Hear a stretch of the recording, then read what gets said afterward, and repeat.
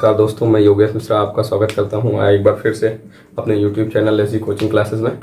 आज जैसा कि कल हम लोगों ने पिछले वीडियो में बात करा था कि हम एक श्रृंखला स्टार्ट करने वाले हैं जिससे आप लोगों को अपना बोर्ड का प्रिपरेशन करने में आसानी हो। जैसा कि आप लोगों को पता है कि कोविड की वजह से हमारे एग्जाम्स जो 10th और 12th वाले थे यूपी बोर्ड या ICSE CBSE सारे लोगों के एग्जाम पोस्टपोन्ड हुए हैं, कैंसिल नहीं हुए हैं। तो CBSE वालों को चलिए उन्हें तो पास कर दिया जाएगा 10th वालों का, लेकिन यूपी बोर्ड का कुछ ऐसा सूचना नहीं है। तो हम एक श्रृंखला शुरू करने वाले थे जहाँ पे हम आपको पढ़ाएंगे विज्ञान, और विज्ञान में आज हमने शुरू किया है रसायन विज्ञान।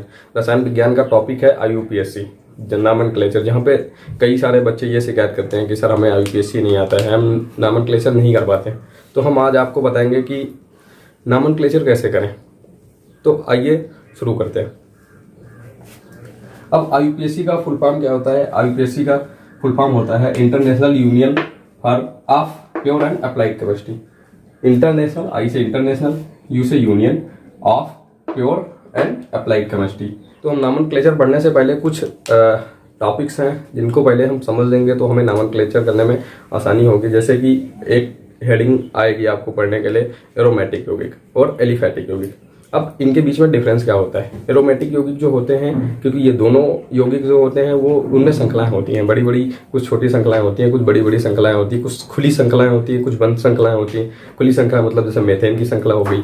बंद श्रृंखला से हमारा मतलब है कि जैसे बेंजीन हो गया या टाल्विन हो गया, ऐसा कुछ करके जिनमें बंद आकार का होता है। तो अब समझते हैं कि मतलब इनके बीच में डिफरेंस क्या होता है। अब जैसे एरोमेटिक यौगिक हो गए, एरोमेटिक यौगिक में क्या होता है, इनमें जो होती है वो श्रृंखला होती है वो समृत होती है, और जो एलिफेटिक होती है उसमें होती है विवृत। अब जो एक होते हैं कि मतलब एरोमेटिक यौगिक, इनमें जो होता है एकल बंध और द्विबंध, ये समांतर क्रम में आते हैं। मतलब जैसे एक आया एकल बंध, उसके बाद आएगा फिर द्विबंध आएगा। लेकिन जो एलिफेटिक यौगिक होते हैं इनमें ऐसा कुछ नहीं होता, इनमें कहीं भी कोई भी बंध आ सकता है। और जो एरोमेटिक यौगिक होते हैं वो धुएं के साथ जलते हैं, ज्वाला होती है उनमें, और एरोमेटिक यौगिक एलिफेटिक यौगिक में धुआं नहीं होता है। तो ये तो थी हमारी बातें एलिफेटिक और एरोमेटिक यौगिक में क्या डिफरेंस होता है। अब हम चलते हैं कि सजातीय श्रेणी क्या होती है।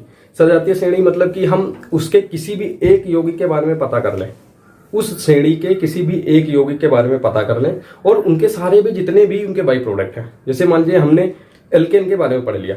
अब सजातीय श्रेणी से हमारा लेना देना जैसे कि एल्केन हो गया, एल्कीन हो गया, एल्काइन हो गया। अब एल्केन में क्या आता है, जैसे हमने मेथेन के बारे में पढ़ लिया। अब अगर हमें मेथेन का प्रॉपर्टीज पता है तो हम जो मेथेन की सजातीय श्रेणी के प्रोडक्ट हैं, जितने भी प्रोडक्ट्स हैं उनके बारे में हमें पता हो जाएगा। इसे बोलते हैं सजातीय श्रेणी। मतलब कि जैसे एक भी किसी भी प्रोडक्ट के बारे में हमें पता है तो उनके जो रासायनिक गुणधर्म हैं उनके बारे में हम जानकारी प्राप्त कर सकते हैं। ये तो हो गई सजातीय श्रेणी। सजातीय श्रेणी के बाद हम फिर आते हैं अपने मेन टॉपिक पे IUPAC।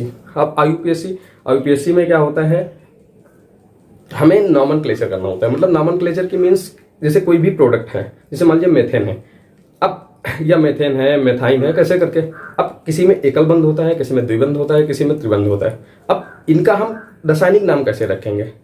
मान लीजिए हम जो हमारा जनरल नेम होता है वो कुछ अलग होता है। हम गांव में या कहीं मार्केट में गए तो उसे किसी दूसरे नाम से बुलाते हैं। अब लेकिन केमिकल में हम लैब में जाएंगे तो उसे किस नाम से जानेंगे? इसके लिए हमें IUPAC की जरूरत पड़ती है, हमें उनका नामकरण करने की जरूरत पड़ती है।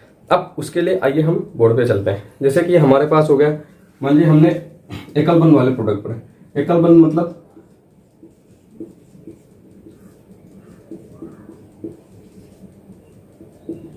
जिनमें कार्बन और कार्बन के बीच में एकल बंध होता है। जैसे कि ये हो गया, ये हो गया, ये हो गया, ये हो गया, ये हो गया।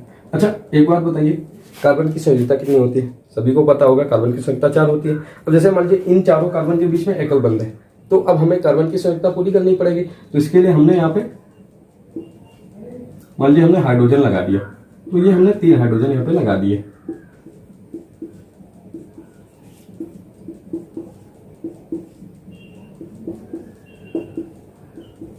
अब हम सिंगल कार्बन के हिसाब से देखेंगे। मान लीजिए हमने इस कार्बन को उठाया, अब इस कार्बन को उठाएंगे तो इसकी 4 संयोजकता देखेंगे। एक ये हो गया, एक ये हो गया, एक ये हो गया, एक ये हो गया, मतलब इसकी चारों संयोजकताएं पूरी है। दूसरे कार्बन पे आएंगे, इस पे आएंगे तो एक ये हो गया, एक ये हो गया, एक ये हो गया, एक ये हो गया, इसकी भी चारों संयोजकताएं पूरी है। फिर अगले पे आए, यहाँ यहाँ यहाँ यहाँ, यह भी पूरी। लास्ट वाले पे आए, यहाँ यहाँ यहाँ यहाँ, पूरी हो गई। अब हम आते हैं द्विबंध पे। अब द्विबंध में क्या होता है? द्विबंध में होता है मान लीजिए कार्बन और कार्बन के बीच में डबल बॉन्डिंग है, तो वहां पे हमें फिर देखनी पड़ेगी, क्योंकि कार्बन की संख्या बदल नहीं जाएगी, वो तो 4 ही रहेगी। अब 4 रहेगी तो हमें हाइड्रोजन में ही हम इधर उधर कर सकते हैं, क्योंकि अगर हमने पहले से कार्बन और कार्बन के बीच में द्विबंध बना रखा है या पहले से स्टेब्लिश है वहां पे, तो अब यहाँ पे 2 है पहले से, एक हमने एच इधर से लगा दिया, एक यहाँ पे लगा दिया, हो गया 4, 2 ये 3 4, एक ये हो गया, एक ये हो गया 4। अब 1 2 3 4, 1 2 3 4। अगर यहीं पे हम देखते हैं त्रिबंध होता तो क्या होता, 3 हो गया। अब कार्बन की संख्या कितनी है, 1 2 3 4, 3 है, हमें 4 पूरी करनी है, तो यहाँ पे हमने एक एच लगा दिया, ये हो गई कार्बन की संख्या पूरी।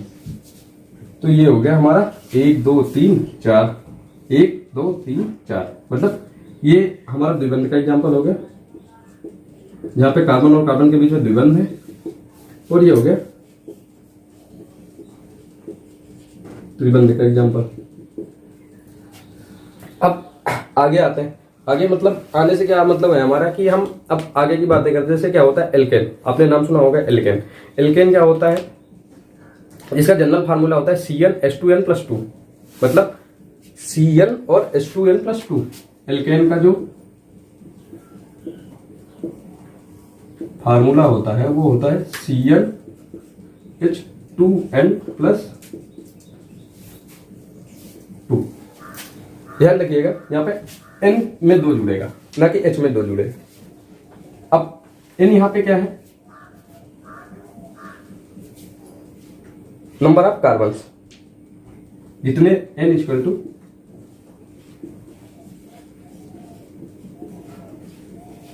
Number of carbon. अब मान लीजिए यहाँ पे एक है सी, एक सी हो गया, N की जगह पे हमने 1 रख दिया, फिर H2 इंटू 1+2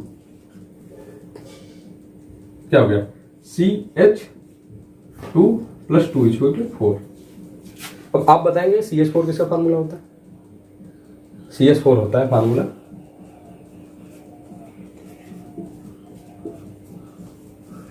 मीथेन का।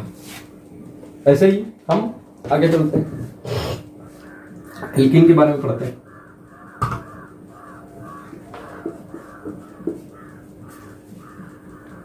अब एल्कीन का फार्मूला क्या होता है, एल्कीन का फार्मूला होता है CnH2n, CnH2n, where n is the number of carbons। अब देखिए अगर हमने मान लिया यहाँ पे सिंगल n लिखा, मतलब n की वैल्यू यहाँ पे हमने मान लीजिए 1 डाल दी, अब क्या होता है C1H2 इंटू 1, ये हो गया CH2। अब एक चीज ध्यान में करिएगा कि यहाँ पे n की वैल्यू जो मिनिमम होगी वो 2 हम ही रख सकते हैं, 2 से कम नहीं होगी, क्योंकि कार्बन और कार्बन के बीच में हम बॉन्ड लगा सकते हैं। अब जैसे मान लीजिए कार्बन है, अब यहाँ पे डबल बॉन्ड तो H के बीच में तो लगेगा नहीं, हम बॉन्डिंग करेंगे तो कार्बन और कार्बन के बीच में करेंगे, तो यहाँ पे मिनिमम वैल्यू जो होगी वो 2 होगी, मतलब हम ऐसा लिखेंगे, मिनिमम वैल्यू 2 रख सकते हैं या 2 से बड़ी रख सकते हैं। अब हमने अगर मान लीजिए मिनिमम वैल्यू इसकी 2 रख दी, ठीक है, फिर आगे देखते हैं क्या होता है। 2 रख दी, यहाँ पे भी 2 रख दिया, अब क्या हो गया C2H4, C2H4। अब क्योंकि हम एल्कीन के बारे में पढ़ रहे थे, तो अब 2 C हैं तो एक होता है मेथ, फिर होता है एथ। अब एथ के बाद ईन जुड़ेगा, तो मतलब हो गया एथीन। अब आप लोग सोचेंगे कि सर ने मतलब यहाँ पे ये भी पहला एक कार्बन था तो उन्होंने मेथ बोला, 2 आ गया तो एथ बोला, ऐसा कैसे हो गया? तो इसका अभी हम आपको बताएंगे कैसे होता है, मेथ होता है, फिर एथ होता है, फिर प्रो होता है, ऐसे करके होता है, वो उसके भी बारे में भी समझते हैं आगे। अब एल्केन हो गया, फिर एल्कीन हो गया। आप इन पॉइंट्स को नोट करते जाइएगा, ये मोस्ट इंपोर्टेंट पॉइंट है। चलिए इधर साइड में देख लेते हैं।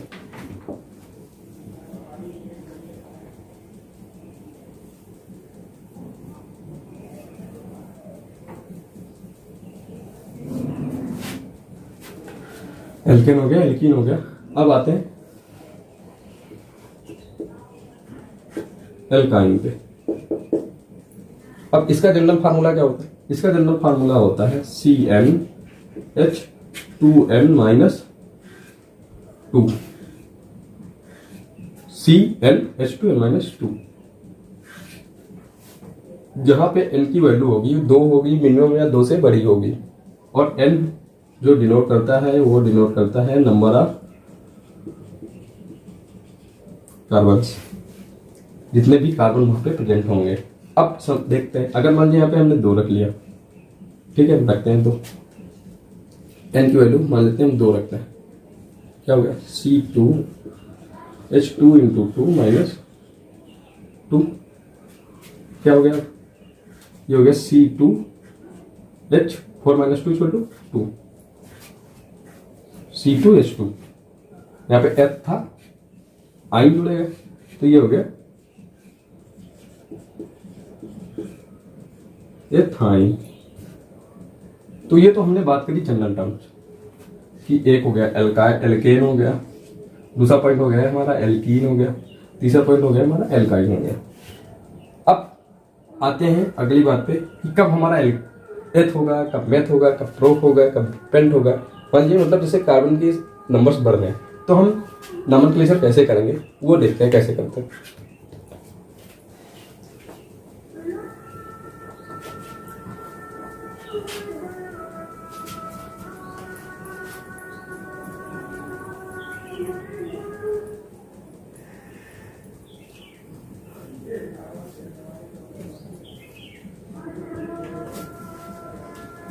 जैसे मान लीजिए कार्बन 1 है, कार्बन की संख्या 1 है, तो यहाँ पे जैसे जनरल टर्म्स में अगर 1 होता है तो वहां पे 1 लिखते नहीं है, तो आप ये समझ लीजिएगा 1 है, तो वहां पे क्या लिखेंगे मेथ। अगर 2 है तो वहां पे आएगा एथ, 3 होगा तो क्या आएगा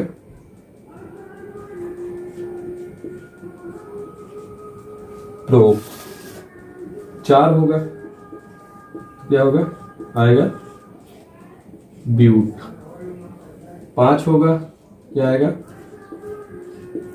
पेंट, 6 होगा तो क्या आएगा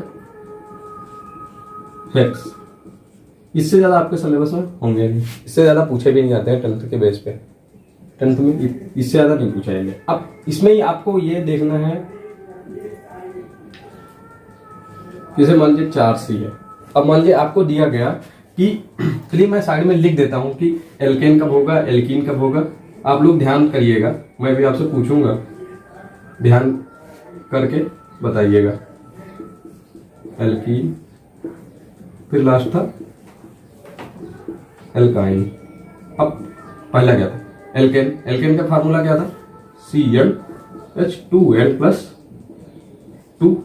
इस एल्कीन का क्या था CnH2n, एल्काइन का क्या था CnH2n-2। अब ये चीज आप ध्यान रखेंगे तो आपको नॉमेनक्लेचर बहुत आसान हो। पहली चीज आपको ये याद रखनी है, दूसरी आपको ये याद रखनी है। अगर आप ये तीनों चीजें, दोनों चीजें समझ गए तो आपको कोई प्रॉब्लम नहीं आने वाली है कि आप कोई नॉमेनक्लेचर नहीं कर पाएंगे। अब वहां पे अभी आप बोलेंगे सर कि मतलब आपने तो केवल ये जनरल केस में बताया कि सर कहीं कहीं डबल बॉन्ड भी आ जाते हैं, ट्रिपल बॉन्ड भी आ जाते हैं, तो उसका भी आगे हम प्रोसेस बताएंगे कि उनका नॉमेनक्लेचर कैसे करना है आपको। वहाँ भी आपको कोई दिक्कत आने वाली नहीं है, जनरली हम सारा आपको क्लियर करते हुए चलेंगे। अब हम एक जनरल सा फार्मूला ले लेते हैं। मान लीजिए हम ले लेते हैं यही से कोई उठा लेते हैं। मान लीजिए हमने ले लिया C4H10, C4H10। अब पहले तो इसका हम ऐसे ही लिखते हैं खुला करके कि कैसे लिखा जाएगा। मान लीजिए हमने लिख दिया C4, पहले 4C हमने बनाए, 4C हो गए, 1 2 3 4 पूरे हो गए 4, ठीक है। अब 10H लगा लें। किसी भी कार्बन की संयुक्ता मैक्सिमम 4 हो सकती है, मिनिमम और मैक्सिमम 4 ही रहेगी, इससे कम नहीं होगी ना ज्यादा होगी। हमने कर लिया। कितना हो गया? 1 2 3 4, यहाँ भी लगाते हैं।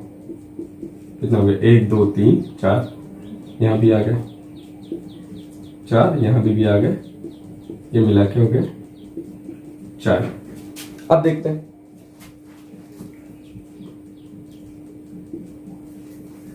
एक दो तीन चार, 1 2 3 4, 1 2 3 4, 1 2 3 4, सबके पूरे संयुक्ताएं पूरी 10 एच हैं। देख लेते हैं, 1 2 3 4 5 6 7 8 9 10, 10 के 10 एच पूरे। अब हम शुरू करते हैं अपना खेल। हम आते हैं यहाँ पे, पहले तो नोटिस ये करते हैं कि कितने कार्बन है, नंबर ऑफ कार्बन डिसाइड करते हैं। नंबर ऑफ कार्बन डिसाइड करेंगे, कितना होगा कोई बता पाएगा? सबको दिख रहा है कि 4 ही कार्बन है, तो हम यहाँ पे लिखते हैं 4 कार्बन। अब 4 कार्बन में क्या लिखना है हमें? ब्यूट। अब यहाँ पे लिख दिया ब्यूट। अब ब्यूटेन होगा, ब्यूटीन होगा या ब्यूटाइन होगा, ये डिसाइड करेंगे हम यहां से। अब ये काम आपको करना पड़ेगा। अब बोलेंगे सर हमें तो हो नहीं पाएगा। वो कैसे नहीं पाएगा? क्योंकि आपके सामने लिखा है। अब कार्बन की संख्या आपको पता है? पता है। हाइड्रोजन की संख्या पता है? पता है। फार्मूले आपको पता है? हाँ पता है। फिर कौन सी दिक्कत है? हम रख के देख लेते हैं कहाँ पे सेट होता है। मान लीजिए हमने यहाँ पे रख दिया, कार्बन का नंबर हो गया 4, तो C4H 4 2 8 + 2 हो गया C4। मान लीजिए ये हमने यहाँ पे N=4 रख दिया। अगर हम N=4 रखेंगे तो इसी में सेट हो जाएगा, हमारी मेहनत पहली बार में खत्म होगी। तो मतलब क्या था? एल्केन। अब हमें क्या लगाना है? एन लगाना है। तो 4 कार्बन थे, हमने यहाँ पे लिखा था ब्यूट। कार्बन की संख्या 4 थी तो ब्यूट हो गया। अब इस वाले में सेट हो रहा है तो हम लास्ट में लगाएंगे एन, तो ये हो गया ब्यूट। ब्यूट प्लस एन। अब आपने एक चीज पढ़ी होगी हिंदी में, संधि पढ़ी होगी, सबने पढ़ी है क्योंकि आप हाई स्कूल के स्टूडेंट हैं, तो आपने भी पढ़ी होगी। वहां पे क्या होता है, ये उठ के यहाँ पे आ जाती है मात्रा, तो इसे हम लिख देते हैं ब्यूटेन।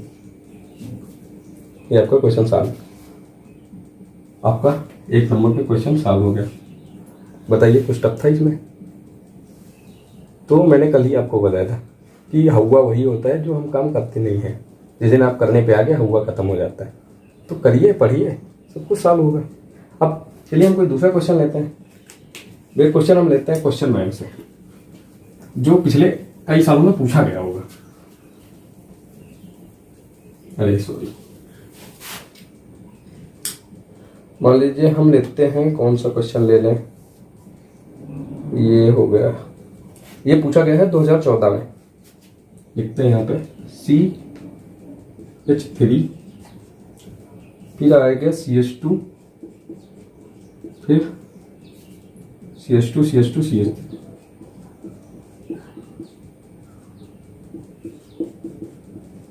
ये क्वेश्चन पूछा गया है 2014 में। कितने लोग आप में से कर पाएंगे? पहले आपको डिसाइड करना है क्या? Number of carbon. Number of carbon जैसे डिसाइड होगा हम उस वाली फाइल में जाएंगे जहाँ पे हमने लिख रखा है कि अगर कार्बन होंगे, नंबर ऑफ कार्बन हमें पता होंगे, तो हमें उनको नाम क्या देना है। अब चूंकि हमें पता है नंबर ऑफ कार्बन कितना है? 5 है, पता हो गया। अब क्या करना है? नंबर ऑफ हाइड्रोजन निकालना है। यहाँ पे हम लिख देते हैं नंबर ऑफ कार्बन = 5। समझने में आसानी है। नंबर ऑफ कार्बन कितना हो गया? हाइड्रोजन 3 2 5 2 7 2 9 2 9 3 12, 3 2 5 2 7 2 9 3 12, हाइड्रोजन हो गया 12।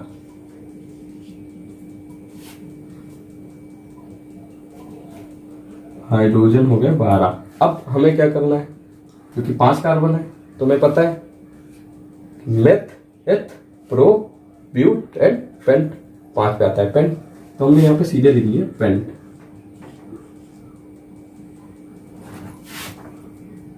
अब हम जाएंगे उस वाले फार्मूले की तरफ जो हमने उधर लिख रखे थे। क्या? अगर CnH2n प्लस 2 को सेटिस्फाई करना है तो एल्केन होगा, लास्ट में N जोड़ेंगे। अगर CnH2n को सेटिस्फाई करना है तो हम क्या जोड़ेंगे, इन जोड़ेंगे। अगर इन दोनों को नहीं सेटिस्फाई कर रहा है, तीसरे को सेटिस्फाई कर रहा है, मीन्स CnH2n माइनस 2 को सेटिस्फाई कर रहा है तो आइन जोड़ेंगे। अब हम उधर ले जाके वैल्यूज उधर सेटिस्फाई करवाते हैं। अब सेटिस्फाई करवाते हैं मतलब हम वहाँ पे वैल्यूज चेक करते हैं रख के, ठीक है, चेक करते हैं। हम पहला फार्मूला लिखते हैं CnH2n प्लस 2 N से कितना था, 5 था, हमने लिख दिया 5, क्योंकि N यहाँ पे क्या डिनोट करता था, नंबर ऑफ कार्बन। ये बात दिमाग में घुसेड़ के रख लीजिएगा, ये मत भूलिएगा कि सामने तो यहाँ पे NH भी लिख दिया, मतलब नंबर ऑफ हाइड्रोजन भी लिख दिया, वो आपको यहाँ समझाने के लिए आएगा। लेकिन ये जो N है ये नंबर ऑफ कार्बन ही है, बड़ा बड़ा मैंने पहले बताया था आपको, तो ध्यान रखिएगा हरदम। तो 2 × 5 + 2 तो C5, तो ये हो गया C5H C5H12, मतलब ये तो यही सेटिस्फाई कर गया, N ही लगेगा लास्ट में। हमने पेंट पहले से भी 5 थे तो पेंट हमने लिख लिया था, लास्ट में N जोड़ देना, हो गया हमारा काम। तो हमने यहाँ पे लिख दिया N, तो ये हो गया पेंटेन। अब बताइए कुछ टफ है केमिस्ट्री में, कुछ कठिन है विज्ञान। अब बोर्ड के क्वेश्चन सॉल्व करने हैं, ऐसे ही क्वेश्चन आते हैं आपको सॉल्व करने हैं यूपीएससी में, कुछ हुआ नहीं है, बस थोड़ा सा पढ़िए, थोड़ा सा मेहनत करिए, सब कुछ सॉल्व होगा। हम अगला कोई एक क्वेश्चन ले लेते हैं, देखते हैं कौन मिलता है। कोई मिल गया, ये क्वेश्चन आया है 2 बार, 2009 और 2013 में, उसे भी देख लेते हैं। आज तो हम देखने पे आए हैं, किन किन को देखना पड़ेगा वो भी देख लेंगे।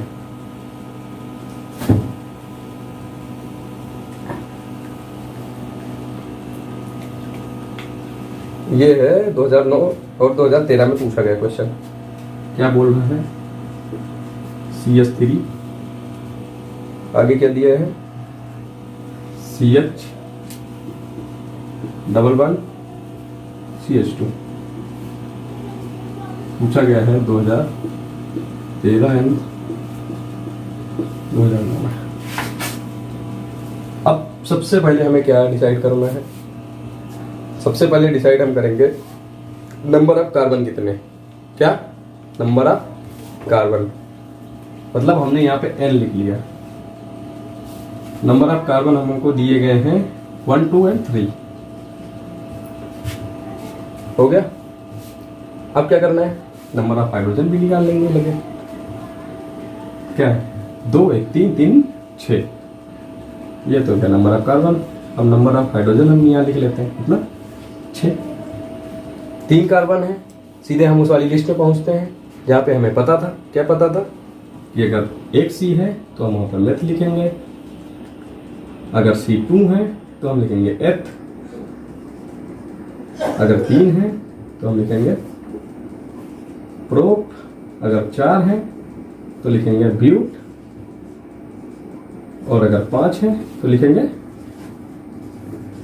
पेंट। अभी हमने लिख लिया, ठीक है। नंबर ऑफ कार्बन 3 थे, दोबारा से हमने आपको बता दिया, आपको ढूंढने में कोई परेशानी नहीं होगी। प्रोप नंबर ऑफ कार्बन कितना है, 3 है, तो फिर हम लिखेंगे पहले प्रोप। अब हम चलते हैं फिर सेटिस्फाइंग में, दोबारा से सेटिस्फाई करवाते हैं वाले फार्मूले जो हमें करवाने थे। कौन से, एक था एल्केन वाला, दूसरा था एल्कीन वाला, and the last one is alkyne. क्या फार्मूले थे वो भी देख लेते हैं, दोबारा से हम आपको रिकॉल करवाए दे रहे हैं। CnH2n plus 2, CnH2n and then CnH2n minus 2। अब आप लोग बताएंगे कि ये वाला फार्मूला जो लिखा है, यहाँ पे नंबर ऑफ कार्बन दिए हैं 3, नंबर ऑफ हाइड्रोजन दिए हैं 6, ये किस वाले फार्मूले में सेटिस्फाई करेगा? अब ये तो एक नर्सरी का बच्चा बता देगा कि अगर हम यहाँ पे सर n की वैल्यू 3 रखेंगे तो इस वाले में सेटिस्फाई कर जाएगा। मतलब हमने नंबर ऑफ कार्बन निकाले थे 3, तो वो पहला लिखा था हमने प्रोप, लास्ट में लिखना है हमें इन, हम लिख देंगे इन, तो क्या हो गया, ये मिला के हो गया प्रोपीन। अब एक चीज आप ध्यान रखिएगा, क्योंकि अभी आप सिंगल बॉन्ड वाले पढ़ा थे, अब आपको मिला है डबल बॉन्ड। अब डबल बॉन्ड मतलब आपको वहां पे उसका प्लेस भी निर्धारित करना पड़ेगा। मतलब क्या कि वो कहाँ पे लगा है। अगर आपको कहीं कहीं कभी कभी ऐसा भी पूछ लिया जाता है कि आईपीएससी दे दिया गया है, आपको वहां पे उसकी संरचना बनानी रहती, स्ट्रक्चर बनाना पूछ लिया जाता। अब जैसे आप मान लिया आपने प्रोपीन लिख दिया तो नंबर आपको इसमें भी मिल जाएंगे। ऐसा नहीं है कि आपका सवाल गलत हो जाएगा। आपने आंसर लिखेंगे ये तो सही है, लेकिन अगर आप पूरा लिख के आएंगे तो इससे आपको स्ट्रक्चर बनाने में आसानी रहेगी। आपको ध्यान रखना है, क्या ध्यान रखना है, पहले स्टार्ट हम वहां से करेंगे जहां से हमारा बॉन्ड पास में होगा। पास में मतलब अगर हमारा बॉन्ड इधर पास में लगेगा, जहां से बॉन्ड हमारा सबसे पास में होगा हम वहां से स्टार्ट करेंगे। और सबसे लंबी कार्बन की चेन मिलनी चाहिए। अगर मिल रही है तो बहुत अच्छी बात है, नहीं मिल रही है फिर भी हम वहीं से स्टार्ट करेंगे जहां से हमारा बॉन्ड हमें सबसे पास में मिलेगा। अब यहां से देखिए, हम अगर इधर से लेफ्ट से स्टार्ट करें, अगर हमने लेफ्ट से स्टार्ट कर दिया, अब लेफ्ट से स्टार्ट करेंगे तो कहां पहुंचेगा, 1 2 3, हुआ यही बात। लेकिन अगर हम राइट से स्टार्ट कर दिए तब आप बताइए क्या होगा, 1 पहले भी मिल जाए, मिल जा रहा है कि नहीं मिल रहा है, मिल जा रहा है। तो हम यहाँ पे लिख देते हैं क्या, 1 प्रोपीन। जैसे हम प्रोपीन 1 भी लिख सकते हैं, जैसे भी आपकी मर्जी आप लिख सकते हैं, कोई आपको मना करने वाला नहीं है। अब अगर आपको ये दे दिया गया तो मतलब आपको ये पता होना चाहिए कि जो हमारा डबल बॉन्ड लगा है ये जस्ट फर्स्ट कार्बन के बाद में लगा है। जैसे पहले कार्बन की हमने स्ट्रक्चर बनाई, उसके तुरंत बाद वाला जो बॉन्ड लगेगा वो डबल बॉन्ड लगेगा कार्बन और कार्बन के बीच में। हरदम ये बात ध्यान रखिएगा। अब हम अगले क्वेश्चन, और हाँ ध्यान रखिएगा हम आपको तैयारी करा रहे हैं बोर्ड परीक्षा की। हम आपको सारे क्वेश्चन वही बताएंगे जो पीछे बोर्ड में आए होंगे। ये भी 2013 और 2009 में पूछा गया। अब आप बताइए इसमें कुछ कठिन है? कठिन कुछ नहीं होता है, हम कठिन मान के चलते हैं। तो आज से आपको मानने की कोई ज़रूरत नहीं है, आपको कठिन कुछ भी नहीं लगेगा। ठीक है, हम अगला क्वेश्चन को ढूंढ लेते हैं कौन सा आया है।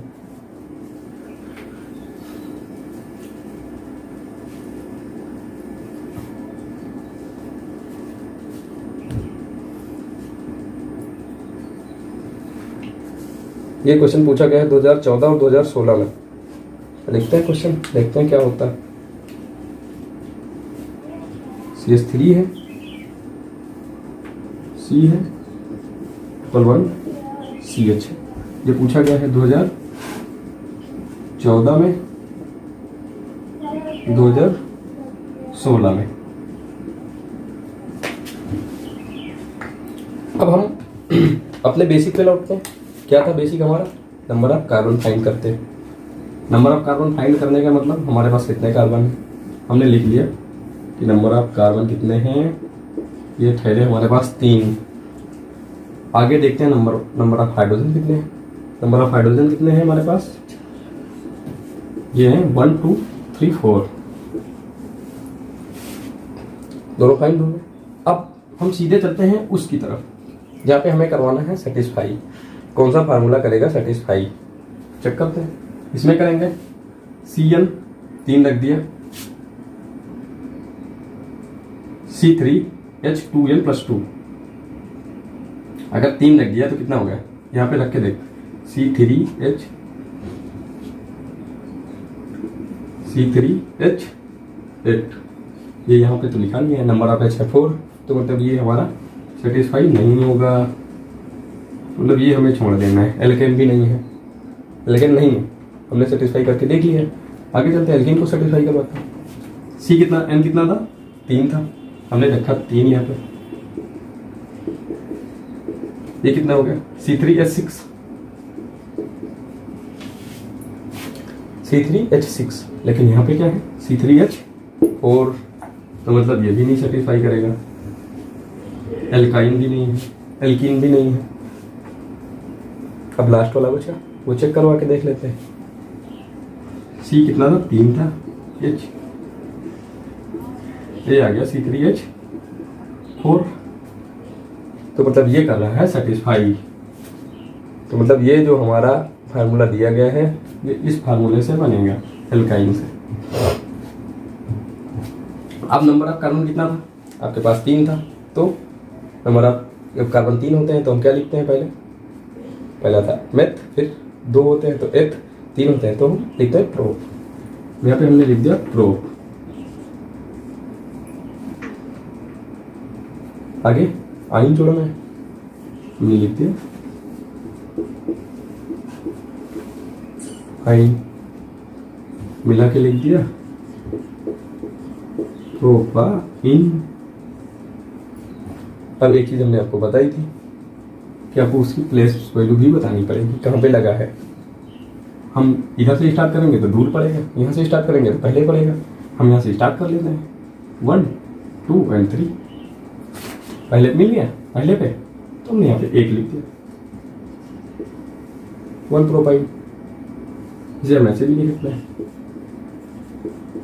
प्रोपाइन 1 भी लिख सकते हैं। तो भी आपका 2 बार पूछा गया, तो बताइए कुछ टफ है। तो आज के लिए इतना ही। आशा करते हैं कि आपको जो हमने बेसिक बातें बताई हैं IUPAC की, सारी बातें समझ में आई होंगी। अगर बातें समझ में आई हैं तो आप हमारे चैनल को लाइक करिए, सब्सक्राइब करिए और ज़्यादा से ज़्यादा दोस्तों को, बच्चों को शेयर करिए। धन्यवाद।